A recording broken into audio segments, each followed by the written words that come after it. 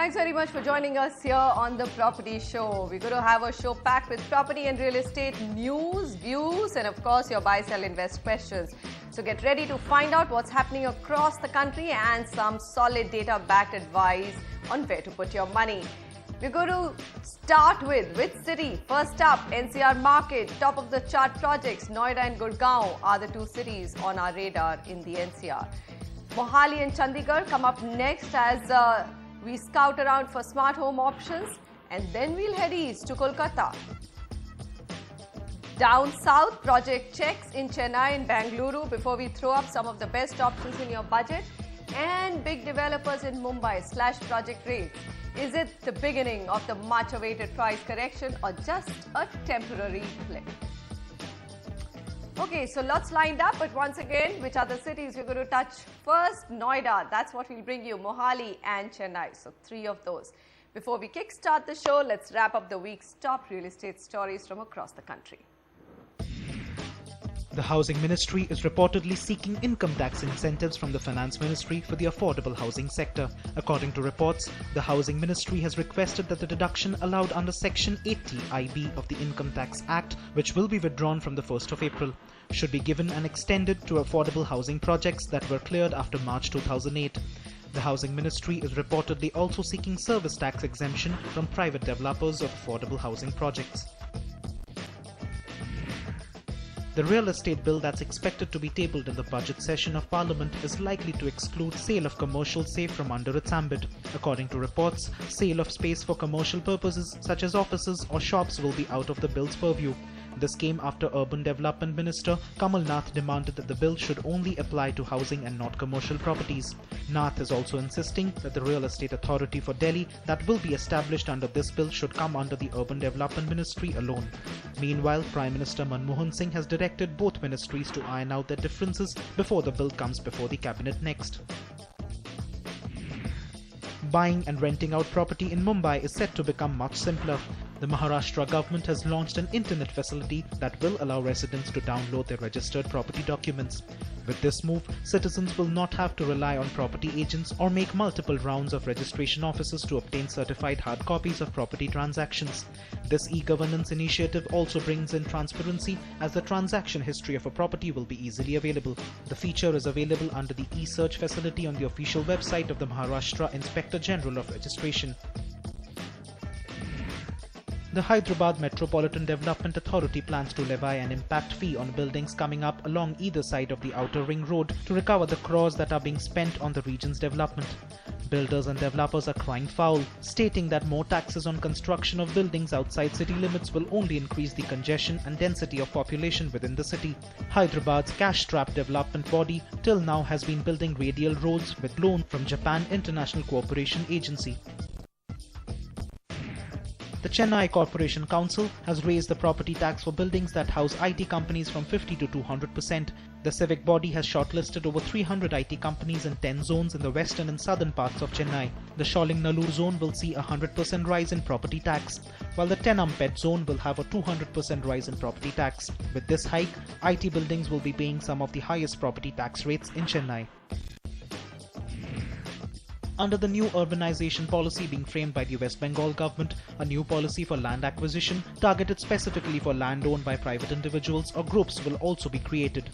Given the acute shortage of land and limited land parcels of the state government, the auction route for land allocation is not being able to solve realtors' concerns. This new policy comes as a breather for developers, but they are still concerned about the West Bengal government's decision to retain the Urban Land Ceiling Act for housing, a key demand for realtors in the state. Indian companies running hotels worth over 250 crore, irrespective of their geographic location, have been allowed to tap the external commercial borrowing route. The Reserve Bank of India in a notification stated that firms in the hotel sector are eligible borrowers under the ECB policy for repayment of rupee loans or fresh rupee capital expenditure. Present norms only allow Indian manufacturing and infrastructure companies to tap the ECB route. The hot-selling micro-market of Dwarka Expressway, or the northern peripheral road in the National Capital Region, has been given yet another completion deadline. The Haryana Urban Development Authority had assured that work on the stalled Dwarka Expressway will be completed by the 31st of January this year. However, after a site visit, the chief engineer of the development body has extended the deadline to the 31st of March, stating that work on 14 kilometers of the undisputed stretch will be completed. About 4 kilometers of the expressway is stuck in litigation. Okay, that's what's making news and headlines. Now for our Q&A session. Abhay Miklani is on the phone line. Hi Abhay, good to have you with us. Go ahead, shoot your question. Hi, good evening.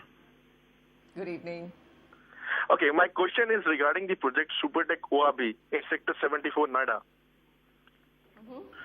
I just wanted to know, is it a good investment to invest in this project? I'm looking for a time frame of maybe 3 years as an investment option. And my second question would be, this is a good property maybe to live in?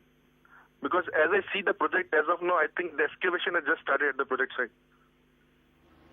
All right, so ORB Supertech is what he shortlisted. It's in Sector 74. From a livability point of view, let's come to that. How does Sector 74 in Noida play out?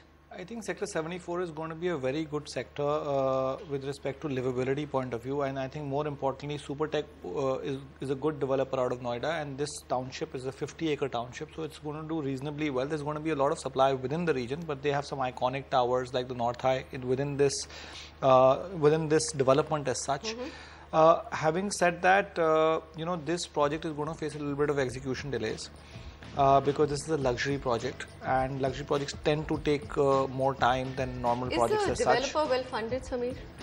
Well, is there a private equity investor here? Very difficult to say about any developer today whether he's well funded or not, because developers have this habit of over investing and buying more and more land banks even if they are well funded. Having said that, Supertech doesn't have entity level investment.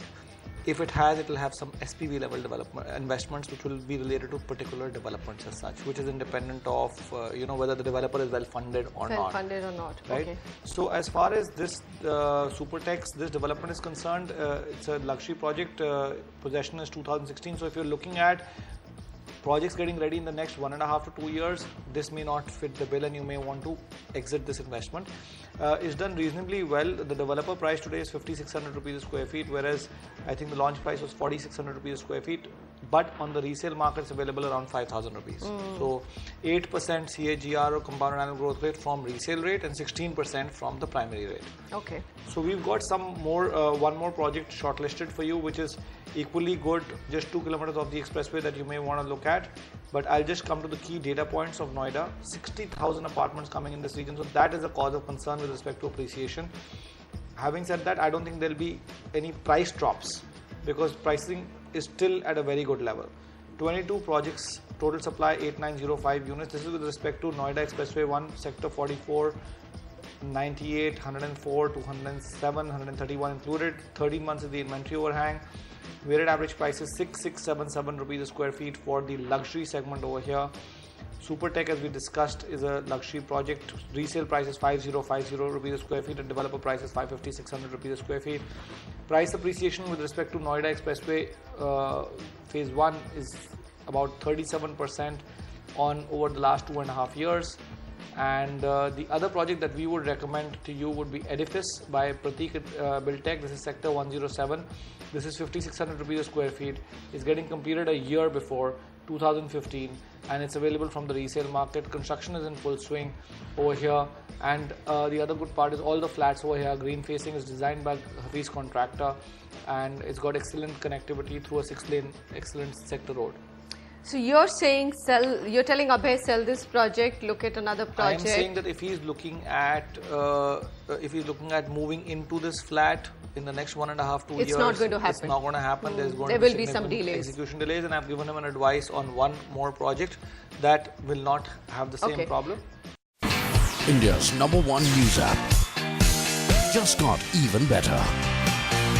Download NDTV's new app. Fully optimized for retina display, full screen view, faster response time, and Sudoku. NDTV's new iPad app. Download now.